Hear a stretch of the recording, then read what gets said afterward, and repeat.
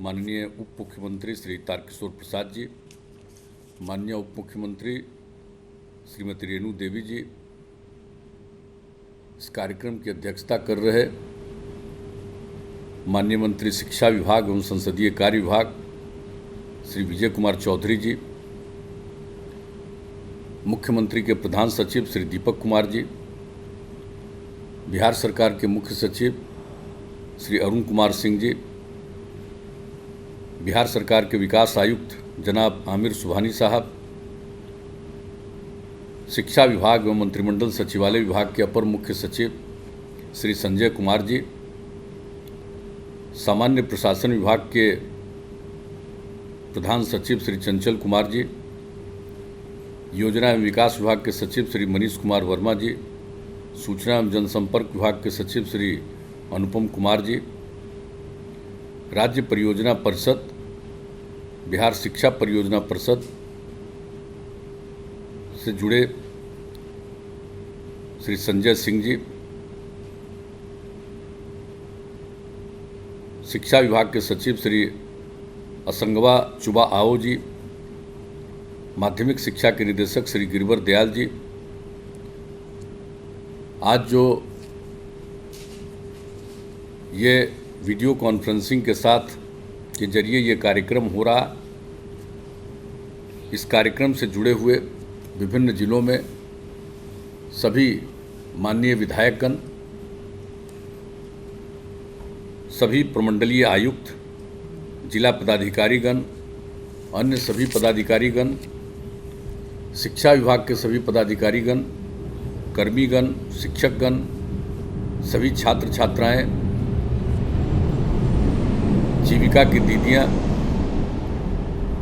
विशिष्ट अतिथिगण, प्रिंट एवं electronic media के पत्रकार मित्रों, छायाकार बंधुओं और पूरे बिहार में इस कार्यक्रम से जुड़े बहनों एवं भाइयों, मैं सबसे पहले जो इस कार्यक्रम से जुड़े हैं उन सबों का अभिनंदन करता हूं। और आज जो बिहार दिवस का कार्यक्रम है, इस अवसर पर मैं सभी बिहार वासियों को बधाई देता हूं और उनका भी मैं अभिनंदन करता हूं। अभी हमारे सभी वक्ताओं ने महत्वपूर्ण चीज़ों की चर्चा की है। आप सबको मालूम है कि ये इसकी शुरुआत बिहार दिवस की हम लोगों को जब बिहार के लोगों ने काम करने का मौका दिया है, तभी इस विषय पर काफ़ी विचार विमर्श किया गया, अनेक लोगों के साथ इस पर चर्चा की गई और ये हुआ कि आखिर बिहार दिवस किस रोज़ मनाया जाएगा। वैसे जो आज बिहार है और इसका जो इतिहास है, इसकी जो गरिमा है, यहाँ क्या नहीं है, इन सब चीज़ों के बारे में संक्षिप्त में हमारे साथियों ने उसकी चर्चा की है।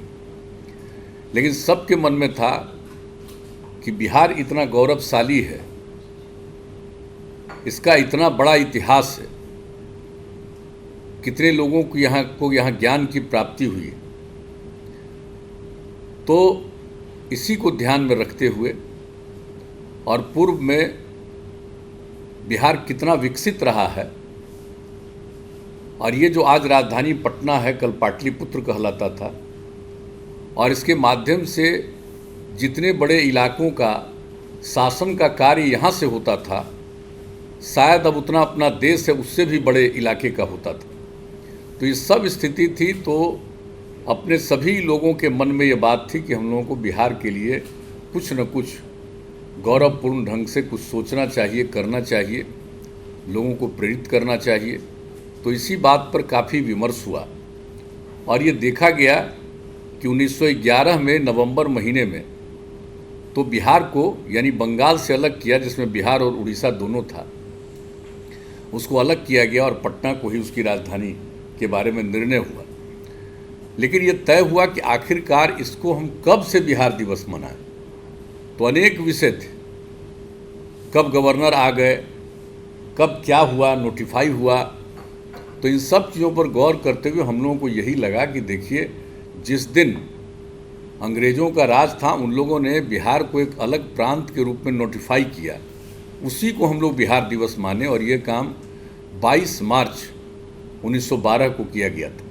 तो इसलिए हम लोगों ने 22 मार्च को ही बिहार दिवस के रूप में मनाना शुरू किया। और इस पर चर्चा तो पहले से कई सालों से हो रही थी, लेकिन 2010 से एक कार्यक्रम का, अच्छे खासे कार्यक्रम की शुरुआत की गई और गांधी मैदान के माध्यम से हम लोगों ने ये सब काम काफ़ी कुछ शुरू किया, बड़े पैमाने पर काम किया गया। और जब 100 साल का समय आया 2012, चूँकि 1912 में ये नोटिफाइड हुआ था 22 मार्च को, तो उस दिन क्या भव्य कार्यक्रम हुआ, कितनी चीज़ों का निर्णय हुआ। आज जो राज्य गीत, और इसके बारे में हमारे उप मुख्यमंत्री जी ठीक कह रहे हैं, ये पहले से ही डिसाइडेड है कि जो हमारा राज्य गीत है इसको हम खास कार्यक्रमों में रखें। कई साल तक खास कार्यक्रमों में रखा जाता था, पढ़ा जाता था, लेकिन इधर ये काम धीरे धीरे लोग भूल गए। तो आपको जो आज उप मुख्यमंत्री जी दोबारा कह रहे हैं, ये पहले की बात है, तय है। तो हम तो ये कहेंगे सब लोगों को, हमारे सब लोग बैठे हुए, मुख्य सचिव बैठे हुए हैं, विकास आयुक्त बैठे हुए हैं, और जो जिम्मेवारी शिक्षा विभाग को दी गई कि बिहार दिवस का आयोजन शिक्षा विभाग के माध्यम से। आखिर शिक्षा विभाग को क्यों तय किया गया? वो इसलिए तय किया गया कि शिक्षा सबसे महत्वपूर्ण, और पहले बिहार में शिक्षा थी, इन दिनों हम काफ़ी पीछे रहे, तो इसीलिए शिक्षा विभाग को ये जिम्मेवारी दी जाए और इसको बड़े पैमाने पर नई पीढ़ी के लोगों को ये जानकारी दें। तो जब नई पीढ़ी के लोग, पुरुष और स्त्री, सब के सब लोगों को अगर इन सब चीज़ों का एहसास हो गया, जो पढ़े हैं, जो नहीं पढ़े हैं, उन सब लोगों के बीच में धीरे धीरे चर्चा हो जाएगी, तो सब के मन में एहसास होगा।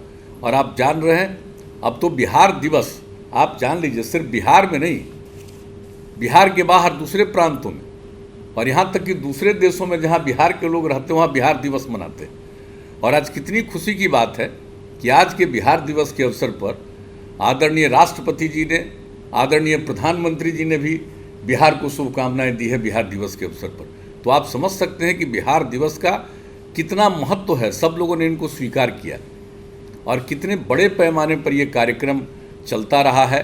गांधी मैदान में कार्यक्रम कितना भव्य होता रहा है, कितने लोग पुरस्कृत होते रहे हैं, कितनी नई चीज़ें सामने आती रही हैं। लेकिन अब किया क्या जाए, ये पिछले साल जो कोरोना हो गया उसके चलते ये बंद हुआ, लेकिन इस बार हम लोगों ने कहा कि भाई वीडियो कॉन्फ्रेंसिंग के जरिए हम इस कार्यक्रम को जरूर शुरुआत करेंगे। आखिर कितने दिन तक हम बिहार दिवस के कार्यक्रम को नहीं करेंगे। तो आज जब इसी रूप में किया गया, मैं इसके लिए शिक्षा विभाग को धन्यवाद देता हूँ कि आज अनेक जगहों पर, और सब जगह हम देख रहे हैं कि हर जिले में लोग बैठे हुए हैं, और जिसकी हमने चर्चा की, अनेक जिलों में माननीय विधायकगण भी शामिल हैं, सब लोग हैं, बच्चे बच्चियाँ सब लोग शामिल हैं, छात्र हैं, सब तरह के लोग इस कार्यक्रम में शामिल हुए हैं। तो ये बहुत खुशी की बात है। तो इसका मकसद क्या है? हम सब लोगों का मकसद यही है कि बिहार को हम सब लोग आगे बढ़ाएंगे, और इसी मकसद से बिहार दिवस का आयोजन किया गया। इसके लिए जो सोचा गया उसकी बात तो सबको मालूम है, और आपको अभी हमने संक्षेप में उसकी जानकारी दी। लेकिन इसका मकसद क्या है? बिहार को विकसित करना है, बिहार के सब लोगों के मन में एक आत्मविश्वास का भाव पैदा हो, और आगे सब लोग बढ़ें, एक दूसरे की मदद करें, प्रेम का भाव हो, भाईचारे का भाव हो, एक दूसरे के प्रति अच्छा भाव हो, और इसी के लिए इस तरह के कार्यक्रम का आयोजन किया जाता है। तो आज मुझे खुशी है कि आज 109 वर्ष पूरे हो रहे हैं, और इस दिन सब लोग इस काम में शामिल हैं। हम सब लोगों को अपनी शुभकामनाएं देते हैं, और जो कुछ भी है, गौरवशाली इतिहास तो रहा ही है, जिसकी चर्चा हमारे सभी साथियों ने की है कि आखिर कौन कौन लोग यहाँ पर नहीं आए। ज्ञान और मोक्ष दोनों की धरती, और कितने लोगों को यहाँ ज्ञान की प्राप्ति हुई, ये आप सब लोगों को मालूम। तो बिहार के सभी लोगों को फिर से ज्ञान की प्राप्ति कराना, और इसीलिए बिहार दिवस का आयोजन शिक्षा विभाग को ही दिया गया कि ये काम करें, कि ज्ञान की भूमि है, सभी ज्ञानी बने। तो सब लोगों को प्रेरित करने के लिए ही ये काम किया जा रहा है। तो सब तरह की बात है और अच्छी बात है। और इस बार तो जो कुछ भी लोगों ने किया है ये अच्छे ढंग से किया है। अनेक प्रकार का काम हम लोग सब कर रहे हैं। बच्चे बच्चियों को पढ़ाने के लिए पहले की क्या स्थिति थी, अब कितने लोगों को, लड़कियां कहाँ पढ़ती थी, किस तरह से लड़कियों को प्रेरित किया, पोशाक योजना, साइकिल योजना, और अब कितनी लड़कियां पढ़ रही। और इसके बाद जो प्रजनन दर की बात आई, उस पर जो ये यूरेका की भावना आई कि हम अगर अपनी लड़कियों को कम से कम इंटर तक पढ़ा देंगे तभी प्रजनन दर घटेगा। आप देख रहे हैं बिहार की आबादी कितनी तेजी से बढ़ रही है और कितना हमारा क्षेत्रफल है। उस हिसाब से आबादी का अगर देखें तो देख लीजिए कि शायद ही दुनिया में से ज़्यादा कहीं पर है। तो ऐसी स्थिति में प्रजनन दर को कम करना, लोगों को प्रेरित करना, इसलिए उसी को हम लोगों ने देखा कि अगर लड़कियां पढ़ेंगी तभी ये नीचे जाएगी। और उसके लिए जो काम किया गया, अब हर ग्राम पंचायत में +2 तक की पढ़ाई के लिए उच्च माध्यमिक विद्यालयों की स्थापना, ये सारा काम जो करने का प्रयास किया गया है और उसका कितना लाभ है। अब तो आप देख लीजिए कि अब मैट्रिक की परीक्षा में भी अब लड़के और लड़कियों की संख्या लगभग बराबर हो रही, तो बहुत बड़ी बात होगी और इससे बहुत लाभ मिलेगा। और आप देख रहे हैं कि क्षेत्रफल सीमित है, आबादी जितनी बढ़ती जा रही है, तो अब जरा घूमिए, देखिए कि किन जगहों पर लोगों को आवास करना पड़ रहा है, कैसी जगहों पर जो बहुत बाढ़ की स्थिति आती है, कितने लोग प्रभावित होते हैं, कैसी कैसी स्थितियों पर लोगों को अपना आवास बनाना पड़ रहा है।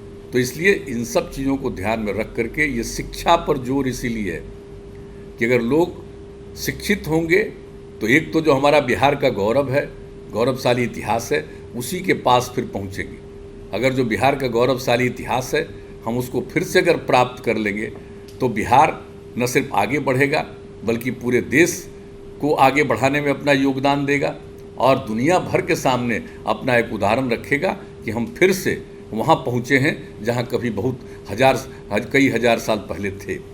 तो इसलिए इन सब चीज़ों को ध्यान में रखते हुए ये सब काम हो रहा। सबके स्वास्थ्य पर भी कितना ध्यान दिया जा रहा है, देख रहे हैं। पहले लोगों को स्वास्थ्य के लिए क्या चिंता होती थी, आज सब के लिए कितने अस्पतालों का निर्माण और कितनी नई नई चीज़ें की जा रही हैं और विभिन्न अवसरों पर इन सब चीज़ों की बात कर रहे हैं। प्रशासनिक सुधार का काम, और अब तो आप जान रहे हैं कि लोगों को लोक सेवा अधिकार के तहत जो भी उनको किसी भी प्रकार का सर्टिफिकेट लेना है, कास्ट सर्टिफिकेट लेना है, कहीं उनको किसी और चीज़ के लिए जो सर्टिफिकेट लेना पड़ता है, उन सब सर्टिफिकेट की प्राप्ति लोगों को इसके माध्यम से हो रही है। सब तरह की जानकारी मिल रही है, क्या उनकी आमदनी है, क्या स्थिति है, इन सब चीज़ों के बारे में। और लोक सेवा का अधिकार कानून बनाया गया, कितना फ़ायदा लोगों को हुआ। लोक शिकायत निवारण कानून, अब उसके माध्यम से जो लोगों की शिकायतें हैं उसके समाधान का प्रयास। तो हम लोगों ने तो बिहार में अब इन चीज़ों की चर्चा तो हम लोग अलग अलग समय पर करते रहे हैं और लोगों के बीच में इस बात को बढ़ाते रहे। लेकिन जो शिक्षा विभाग है, जो नई पीढ़ी के लोग हैं, इनको एक एक चीज़ बताना। अब बताइए पहले क्या स्थिति रहती थी सड़कों की, पुल कितने थे और आज कितने बन रहे हैं। और हर प्रकार से इसके लिए जो सारा व्यवस्था किया जा रहा है कि हम इसको करेंगे और इसके अनुरक्षण की भी नीति चलाई जा रही है, तो सब तरह से ये काम किया जा रहा है। तो और आप देख लीजिए अब आबादी बढ़ रही है, अब उसके हिसाब से कितने जगहों पर नई सड़कों का, नए पुलों के निर्माण की इच्छा होती है, मांग होती है। और हम लोगों को जब फिर बिहार की जनता ने मौका दिया है तो हम लोगों ने इन सब चीज़ों के लिए तय कर दिया है कि गांव के अंदर और बढ़ाएंगे, शहरों के अंदर बाईपास बनाएंगे। तो एक एक तरह की चीज़ के बारे में और किस तरह से एक एक बात के बारे में हम लोगों ने किया। लोगों के प्रशिक्षण के लिए जो नई टेक्नोलॉजी आई है, इस टेक्नोलॉजी का ज्ञान लोगों को दें, ये सब काम तो हम लोग कर ही रहे हैं। तो ये सारा काम हो रहा बिहार को आगे बढ़ाने के लिए। और इस बार मैं शिक्षा विभाग को इस बात के लिए धन्यवाद देता हूँ कि इन लोगों ने इस बार बिहार दिवस के अवसर पर रखा है कि जल जीवन हरियाली अभियान, यानी पर्यावरण को ध्यान में रख करके लोगों को आप करना चाह रहे हैं। अब कितना अच्छा काम हुआ। अभी जल जीवन हरियाली अभियान की जो शुरुआत थी उसके लिए 19 में जो हम लोगों ने काम किया था, पूरे जुलाई महीने में, जहाँ तक मुझको याद है लगा 13 जुलाई, तो पूरा विधानसभा, विधान परिषद के सब लोग थे, 8 साढ़े 8 घंटा की बैठक हुई, सब लोगों ने भाग लिया। और उसके बाद जल जीवन हरियाली अभियान का नामकरण किया गया। और उसके बाद कितनी योजनाएं बनाई गई, 11 योजनाएं बनाई गई। और जल जीवन हरियाली अभियान का तो एक एक चीज़ का लोगों को जानकारी देना चाहिए। सार्वजनिक पोखर, तालाब, आहर पइनों को चिन्हित कर अतिक्रमण मुक्त करना। दूसरा, सार्वजनिक पोखर, तालाबों, आहर पइनों का जीर्णोद्धार करना। सार्वजनिक कुओं का जीर्णोद्धार करना, यानी हम लोग चाहते हैं कि जितने हमारे कुएं हैं सार्वजनिक, उनका भी जीर्णोद्धार किया जाए। सार्वजनिक कुओं, चापाकलों के किनारे सोख्ता का निर्माण। अब आप जानते हैं उसके किनारे सोख्ता का निर्माण, यानी पानी कहीं इधर उधर नहीं जाए, बल्कि उसी का सोख्ता का निर्माण करके वो सब नीचे जाएगा। तो ये सब काम, छोटी नदियों, जंगल, पहाड़ी क्षेत्रों में जल संरक्षण हेतु चेक डैम आदि संरचनाओं का निर्माण। और छठा, नए जल स्रोतों का सृजन और गंगा जल उद्भव योजना, यानी वर्षा के समय गंगा नदी के पानी को कहाँ कहाँ पहुँचाने का हम लोगों ने काम शुरू कर दिया। बोधगया, गया, राजगीर, नवादा, इसके लिए तय कर दिया। उस पर कितनी तेज़ी से काम हो रहा, कितनी कठिनाई आती है और कितना महत्वपूर्ण स्थल है। तो ये भी काम कितना तेज़ी से हम लोगों ने शुरू कर दिया है कि लोग गंगा जल दिया जाएगा हर किसी के घर में। तो ये काम इस पर भी शुरू हुआ। और सब तरह से सार्वजनिक भवनों में जल छत वर्षा, जल संचयन, रूफटॉप रेन वाटर हार्वेस्टिंग, यानी छत के ऊपर ही रेन वाटर हार्वेस्टिंग के लिए प्रयास करना।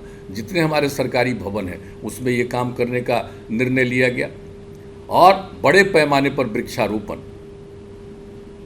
और इसके अलावे मौसम अनुकूल कृषि, फसल चक्र तथा फसल अवशेष प्रबंधन, क्रॉप साइकिल, यानी मौसम के अनुकूल खेती हो और जो फसल अवशेष है उसको लोग जलाएं नहीं, उसका प्रबंधन करने का ये स्कीम बनाया गया। 9वां और 10वां, हर घर बिजली पहुंचा दी गई है।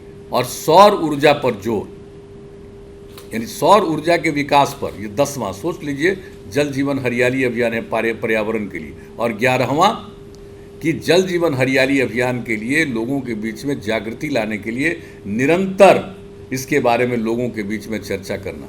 और क्या कर दिया, ये पिछली बार तो आ गया था कोरोना का चक्कर, लेकिन फिर से इस बार हुआ कि हर महीने के पहले मंगलवार को एक बात फिर सब लोगों के साथ चर्चा होगी कि साहब जल जीवन हरियाली अभियान का कितना काम हो रहा, इसको आगे और क्या बढ़ाना है, और लोगों का कोई इस मामले में क्या विचार है, इन सब चीज़ों को जानने के लिए। और जान लीजिए कि ये सब काम किया गया तो एक बात कहना बहुत ज़रूरी हो गया कि जहाँ तक सवाल है कि क्या क्या काम हुआ, अद्यतन स्थिति क्या है। 15,229 जल स्रोतों जैसे तालाब, पोखर, आहर पइन आदि को अतिक्रमण मुक्त किया गया। जो अतिक्रमण मुक्त करने का हुआ तो इतने को अतिक्रमण मुक्त किया गया। 5 एकड़ तक 6,425 तालाब, 5 एकड़ से बड़े 696 तालाब, 17,917 आहर पइन का जीर्णोद्धार तथा 10,159 यानी 169 सार्वजनिक कुओं का जीर्णोद्धार किया गया है। और कुओं के पास 13,802 तथा चापाकल के पास 1,37,590 सोख्ता का निर्माण कराया जा चुका है। छोटी नदियों एवं पहाड़ी क्षेत्रों में 8,586 चेक डैम संरचनाओं का निर्माण कराया गया। 12,101 नए जल स्रोतों का निर्माण कराया गया। अब एक एक चीज़ को जान लेना जरूरी है, हर ज़िले में क्या क्या हो रहा है। हर ज़िले के डीएम को एक एक चीज़ का ध्यान रखना बहुत ज़रूरी है और लोगों के बीच में एक एक बात को प्रचारित करना बहुत ज़रूरी है। गंगा जल उद्भव योजना जिसकी हम चर्चा कर चुके हैं, इसका काम शुरू कर दिया गया है और बहुत तेज़ी से काम किया जा रहा है। हम तो कई बार जा कर के देखते हैं कि इसका जो पाइपलाइन है किस तरह से कर रहे हैं, कहाँ पर स्टोर होगा, एक एक चीज़ को जाकर हम देखते रहते हैं और तेज़ी से काम हो। तो ये सब काम चल रहा। और 14,136 सरकारी भवनों में जो रेन वाटर हार्वेस्टिंग की बात किया, छत वर्षा जल संचयन संरचनाओं का निर्माण किया गया है। और आप जानते हैं कि जो हम लोगों ने किया था वृक्षारोपण का, तो वृक्षारोपण के लिए शुरुआत कब हुई? 5 जून 2020, कोरोना के बावजूद। और लक्ष्य रखा गया इस बात को कि 9 अगस्त तक हम वृक्षारोपण करेंगे। और लक्ष्य कितना था? 2,51,00,000 वृक्षारोपण का। और कितनी खुशी की बात है कि इस बीच में वृक्षारोपण पूरे बिहार में जो किया गया, 3,90,00,000 से भी ज़्यादा वृक्षारोपण हुआ। ये कितनी बड़ी बात हुई है। लोग बिहार के बारे में पूरी बात को बाहर नहीं जानते हैं। बिहार में तो चर्चा करनी चाहिए, कुछ देश के बाहर बहुत लोग इस बात को जानते हैं। और आपको हम बता देते हैं कि बिहार में जो कुछ भी हुआ और जो हो रहा है इसके बारे में आपको जान लीजिए कि यूनाइटेड नेशन में जानकारी मिली होगी, तभी तो हम लोगों को खबर आई। और मुझको भी कहा कि भाई आप संक्षेप में कुछ बात बताइए कि आपके यहाँ जो ये काम हो रहा है पर्यावरण के संरक्षण के जल जीवन हरियाली अभियान।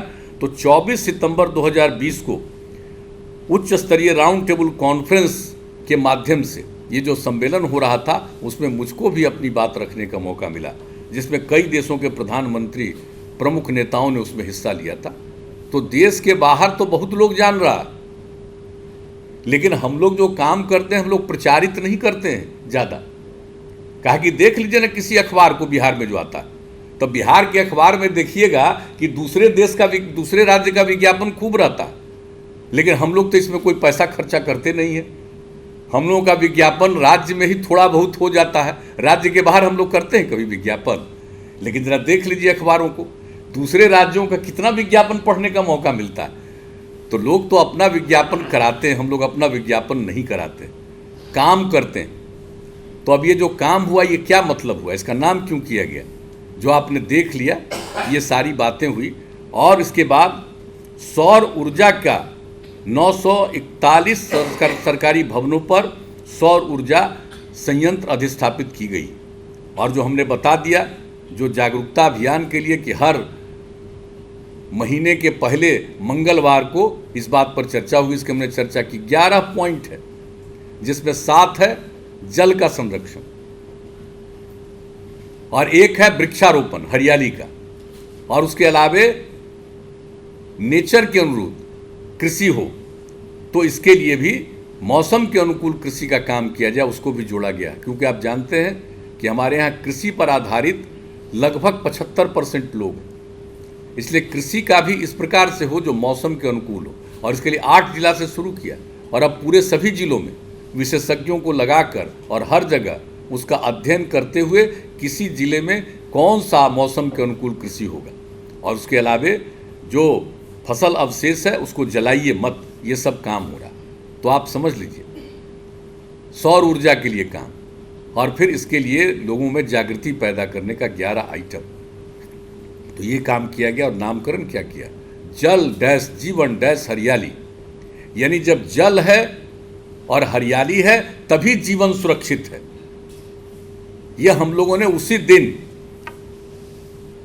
जो 13 जुलाई को जो मीटिंग हुई थी उसी दिन हमने ऐलान किया था, इसका नामकरण होगा जल डैश जीवन डैश हरियाली। यानी जल और हरियाली है तभी जीवन सुरक्षित। तो आज मुझे खुशी है कि बिहार दिवस के अवसर पर भी आप लोगों ने इस बात को रखा। लेकिन हम तो यही कहेंगे कि सारे नई पीढ़ी के लोगों तक, बच्चे बच्चियों तक, सब लोगों तक, और आप समझ लीजिए कि जो हम लोग सारा काम कर रहे हैं इसमें हम लोग तो जीविका समूह को कितनी जिम्मेवारी और देते जा रहे हैं। जल जीवन हरियाली अभियान में भी उनको जिम्मेवारी और उनको सौंपेंगे कि जो अतिक्रमण मुक्त के अलावे जो नए बनेंगे, जितना इन सब चीज़ों का तालाब है, पोखर है, इन सब को देखभाल करना जो पहले का है और किसी के जिम्मे है वो एक अलग बात है। जो नया है वैसे तालाब और पोखर को देखभाल करना, ये सब काम दिया जा रहा है जीविका समूह की दीदियों को। तो ये सारा काम हम लोग एक एक चीज़ कैसे किया जाए ये सब को कर देते हैं। अब तो हम यही आग्रह करेंगे कि जल जीवन हरियाली अभियान को जिस तरह से किया है इस बात को समझाइए, एक एक विभाग के लोगों को समझना चाहिए। अभी एक दिन एक कागज आया हुआ था एक विभाग का जिसमें जल जीवन हरियाली लिखे हुए था, जल डैश जीवन डैश हरियाली नहीं लिखा हुआ था, कैबिनेट नोट। आप समझ लीजिए। फिर हमने कहा कि भाई अगर आप लोगों का ये हाल है कि आप जल जीवन हरियाली अभियान का मतलब क्या है कि जल है और हरियाली है तभी जीवन है, तब फिर विड्रॉ किए और सबको सुधारा। तो आप जान लीजिए कि हर चीज़ को एक एक को देखना पड़ेगा। ये सिर्फ हम लोगों का काम नहीं है कि कोई चीज़ को हम लोगों ने गढ़ दिया, कोई चीज़ को कर दिया। और ये जल जीवन हरियाली अभियान के लिए जो 11 योजनाएं बनी हैं, इस योजनाओं के लिए कितनी मीटिंगें हुई हैं, और कितने स्तर से हमारे सभी और अब हमारे अधिकारीगण थे, सब लोगों ने कितना इसके लिए मेहनत किया है। सब लोगों ने, उस समय के हमारे जो मुख्य सचिव हैं और आज अब प्रधान सचिव हैं श्री दीपक कुमार जी, इन सब लोगों ने कितनी मीटिंग की और सभी विभिन्न विभागों को लगा करके इस पूरे काम में किया गया है। तो इसलिए अगर इस चीज़ को किया जा रहा है तो मैं तो यही कहूँगा कि सब तरह से लोगों के बीच में ट्रेनिंग करिए। और एक चीज़ और कहेंगे, ये भाई ये कोरोना जो आ गया, अभी हम लोगों ने पूरे मीटिंग की, हर जगह के डीएम एसपी सब लोगों के साथ मीटिंग हो गई, अब पूरा डिटेल चर्चा हो गई, एक एक बात हम लोगों ने कह दिया सचेत करने के लिए। ये जो होली का समय है, इसको सार्वजनिक रूप पर लोगों को हाथ जोड़ करके प्रार्थना करिए कि मत करिए, क्योंकि मान लीजिए हमारे यहाँ तो कम है लेकिन अपने यहाँ भी थोड़ा बढ़ने लगा, अपने यहाँ भी बढ़ने लगा। 300 से नीचे थे अफेक्टेड लोग, अब बढ़ करके हो गए हैं 500 से ऊपर, बढ़ रहा, बढ़ने लगा है। बाहर से भी लोग आते हैं, स्वाभाविक रूप से अपने घर में आते हैं, उसको बेचारे को क्या पता है कि उनको है। जब टेस्ट होता है तो पता चलता है कि पॉजिटिव, ऐसे क्या मालूम। लेकिन अगर बहुत बड़े स्तर पर नहीं करेंगे, सार्वजनिक लोग पर नहीं जुटेंगे तो बचेंगे। और देख लीजिए 8 राज्यों का क्या हाल हो रहा, कितना बढ़ रहा। महाराष्ट्र की क्या स्थिति हो गई है, ज़रा इस बात को जानिए। शायद जितना पहले नहीं हुआ था उतना अब हो गया। हमारे यहाँ तो बहुत कम है, हम लोगों ने बहुत नियंत्रित किया है, और जितना अफेक्टेड लोग भी कम हैं, मृत्यु होने वालों की संख्या भी कम हुई है, लेकिन मृत्यु तो हुई है लोगों की। अफेक्टेड तो हुए, प्रभावित तो हुए, लेकिन हम लोगों को तो लोगों को सचेत करना, सजग करना। इसलिए आज के इस अवसर पर हमने एक दिन तो पूरी मीटिंग कर दी है, इसमें और लोग भी, हम सब लोगों से आग्रह करेंगे कि सजग और सचेत रहिए। दूसरे कई देशों में बढ़ने लगा, अपने देश के कई राज्यों में बढ़ने लगा, हमारे यहाँ भी थोड़ा थोड़ा बढ़ने लगा। तो हम लोगों को सचेत रहना है और सचेत रह करके इन सब चीज़ों पर ज़रूर एकदम बिल्कुल काम कीजिए संक्रमण की स्थिति में। तो ये हमारा आप सब लोगों से आग्रह है। और एक चीज़ तो हम सब से कहेंगे कि जब हम लोग बिहार दिवस मना रहे हैं और सब लोगों ने बापू की चर्चा की, कितना कुछ बिहार में हुआ, आज़ादी की लड़ाई जो हुई है, लोग बिहार का नहीं प्रचार करता है बाहर। जो 1917 में बापू आए और चंपारण में गए, और उस समय जो कुछ भी चंपारण में हुआ, और आप देख लीजिए उसी के बाद देश के दूसरे हिस्सों में हुआ, और 30 साल के अंदर देश आज़ाद हुआ।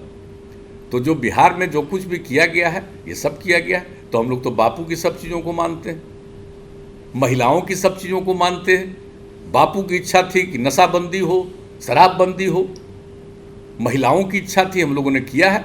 अब सबसे हम प्रार्थना करेंगे, सब लोग शामिल हैं, नज़र रखिए, लोग इधर उधर करे, लोगों के बीच में सारी बात को रखिएगा तो और कम से कम लोग होंगे। वैसे तो सबको मालूम है कुछ न कुछ तो गड़बड़ करेगा, ये तो आदमी का स्वभाव होता है। ज़्यादातर लोग ठीक होते हैं, लेकिन कुछ लोग तो गड़बड़ करने वाले होते हैं। तो आप कुछ भी करिएगा, कुछ न कुछ लोग गड़बड़ करेंगे। क्राइम को रोकने के लिए चाहे जितना कानून बनाइए, तब भी तो क्राइम करने वाले लोग होते हैं। तो शराबबंदी का काम कर दिया और इतना सब कुछ किया जा रहा, तब भी कुछ लोग करेगा, घटपच करेगा। तो वैसी स्थिति में सबके बीच में जागृति लाते रहना बहुत ज़रूरी है। तो आज के इस बिहार दिवस के अवसर पर तो आप लोगों ने तय किया जल जीवन हरियाली अभियान के लिए, ये बहुत खुशी की बात है, पर्यावरण के संरक्षण के लिए। और आप समझ रहे हैं, अभी हमारे उप मुख्यमंत्री जी ने भी बताया, और पूरे दुनिया में जल के संरक्षण के लिए जो एक अंतर्राष्ट्रीय दिवस के रूप में हो रहा, तो आप जरा सोच लीजिए, एक अंतर्राष्ट्रीय दिवस आज के रूप में मनाया जा रहा है, किस चीज़ के लिए? जल के संरक्षण के लिए। और हम लोग बिहार दिवस के अवसर पर क्या कर रहे हैं? जल जीवन हरियाली अभियान को लोगों तक पहुंचाने के लिए और जल के संरक्षण के लिए हम लोग यहाँ काम कर रहे हैं। जल के संरक्षण के लिए, हरियाली के संरक्षण के लिए। जब तक लोग झारखंड और बिहार एक था, किसी को चिंता थी? झारखंड अलग हो गया तो कितना हरित आवरण था, कितना कम था। और ये जब हम लोगों को काम करने का मौका मिला, तभी तो हम लोगों ने आकलन और अध्ययन किया कि मात्र 9% है। और इसके लिए हम लोगों ने 2012 में शुरू किया, और कितने बड़े पैमाने पर इसके लिए हम लोगों ने शुरुआत की। 24 करोड़ पेड़ का वृक्षारोपण का हम लोगों ने लक्ष्य रखा, और 19 करोड़ से भी ज़्यादा करवाया। और उसके बाद तो फिर अब जल जीवन हरियाली अभियान में आपको बता दिया कि जो हम लोगों ने शुरू किया वृक्षारोपण का काम, तो जो हरित आवरण के लिए शुरू किया पहले, और फिर जल जीवन हरियाली अभियान में वृक्षारोपण, तो अब कितना बढ़ गया, अब 15% से ज़्यादा हो गया। तो आप समझ लीजिए कि हरित आवरण अब जब बढ़ रहा है तो इसको समझना चाहिए कि हम सब लोगों को और आगे बढ़ाना, ताकि पर्यावरण की हम रक्षा कर सकें। और जिस तरह का बात है, हम लोग किस काम के लिए ध्यान नहीं देते हैं, आप बताइए। फ्लड आता रहता है, हमारे यहाँ से कुछ होता है, कहाँ से आ जाता है, सब ज़्यादा तो देख लीजिए नेपाल से, और कितने लोग प्रभावित होते हैं। तो हम लोग जहाँ पर है भाई, चारों तरफ से कुछ न कुछ संकट का माहौल रहता है। इसके लिए घबराने की कोई ज़रूरत नहीं है, सचेत रहना है। और इन सब चीज़ों के बावजूद हमारा जो इतिहास है गौरवशाली है। हमारे यहाँ कौन नहीं हुए जिसकी चर्चा आप सब लोगों ने की है, मैं उसको दोहराना नहीं चाहता। कितने लोगों के ज्ञान की प्राप्ति हुई, किनका जन्म हुआ, यहीं पर उनकी मृत्यु भी हुई। क्या हर तरह का चीज़, कितने तरह से लोगों ने यहाँ पर काम किया है और किस तरह का ज्ञान प्राप्त किया है। शून्य का आविष्कार भी यहीं, तो कौन सी चीज़ नहीं हुई है इस जगह पर। इसलिए हम लोगों को फिर से बिहार को वहीं लाना है। वो जो हमारी पौराणिक चीज़ें हैं, पहले की चीज़ें हैं, ज्ञानवर्धन की चीज़ें हैं, हम सब लोगों को मेहनत करके लोगों को प्रेरित करना है और फिर से बिहार को उसी ऊंचाई पर ले जाना। और इसीलिए बिहार दिवस का आयोजन है, लोग बिहार के प्रति गौरव महसूस करें।